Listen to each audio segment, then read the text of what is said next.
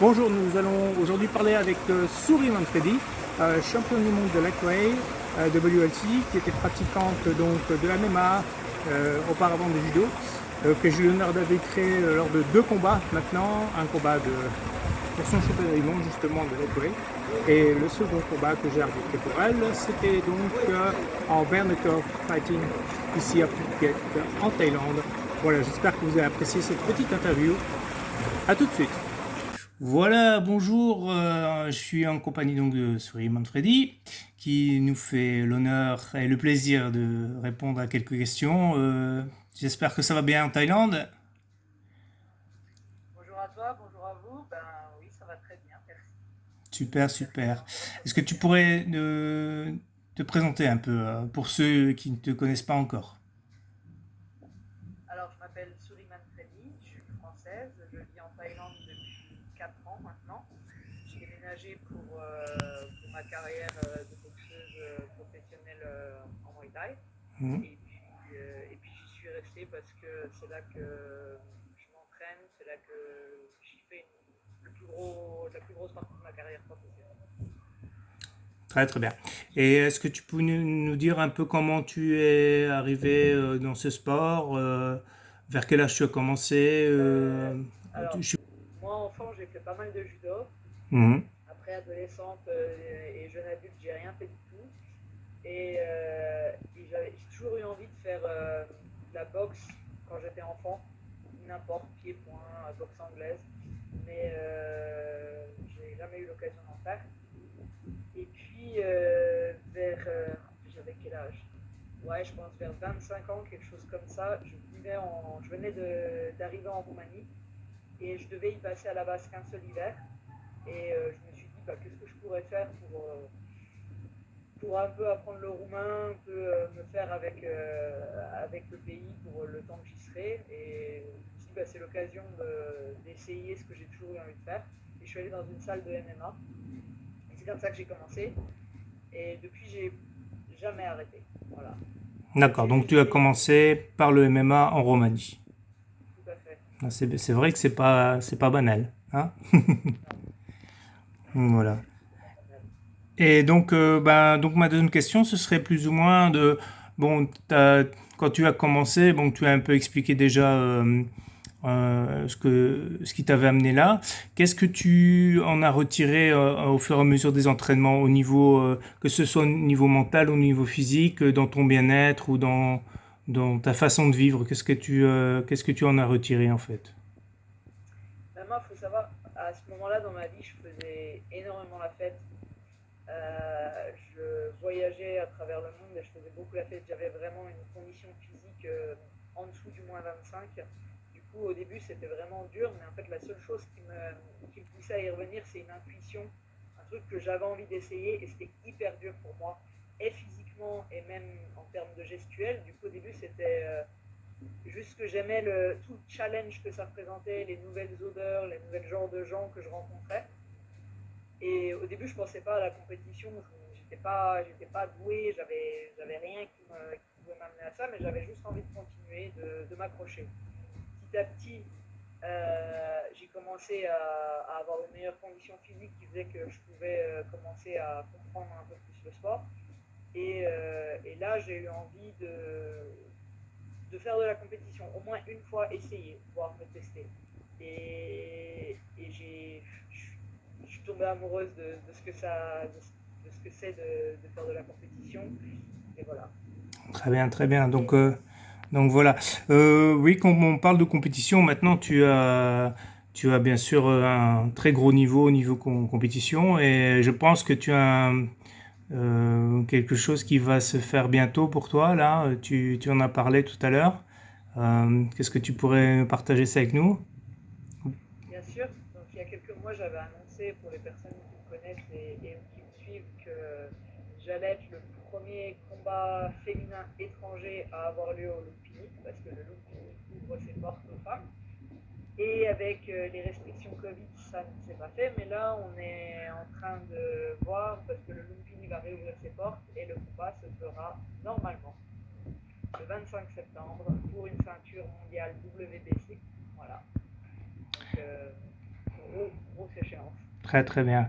Bon, comme j'ai pu te voir en action, bien sûr, de très près, puisque j'ai eu la chance d'arbitrer quelques-uns de tes combats, que ce soit en Lightweight, en bare knuckle, etc. Je te souhaite déjà le meilleur pour ce combat à venir.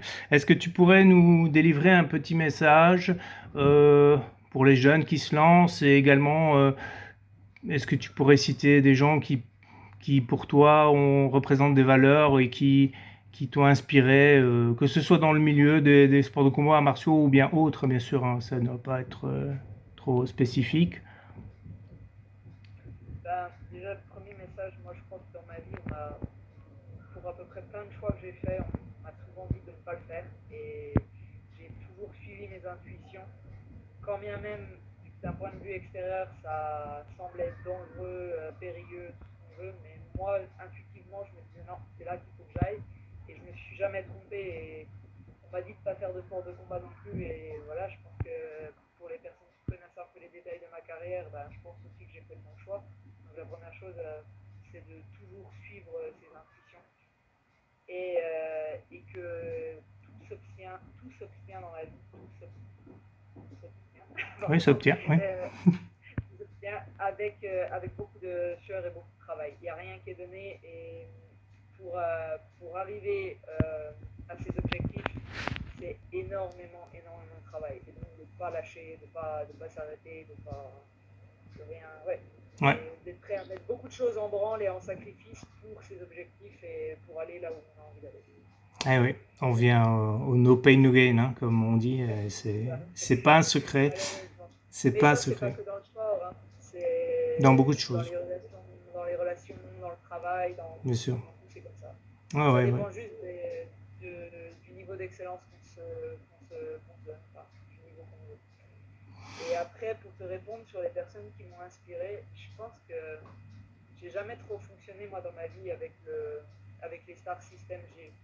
Je crois pas, même enfant, regarder des stars et me dire je voudrais être telle personne. Mais par contre, c'est plus des personnes proches Mhm. qui m'ont inspiré. Je vais dire un truc un peu peut-être un peu vieillot, mais par exemple, avec l'âge que j'ai maintenant et le recul, je comprends que ma grand-mère, par exemple, c'est une femme qui m'inspirait vachement quand j'étais plus jeune, parce qu'elle a élevé 6 enfants, elle a été mariée de force à quelqu'un qu'elle n'aimait pas, et c'était une battante et une femme hyper forte. Et par exemple, c'est des gens comme ça, plus proches de moi, qui ont eu beaucoup de... qui ont une vie dure, et qui pour autant n'ont rien lâché, et ont fait des choses merveilleuses autour d'elles. Donc, Mhm. ouais, il y avait ma grand-mère.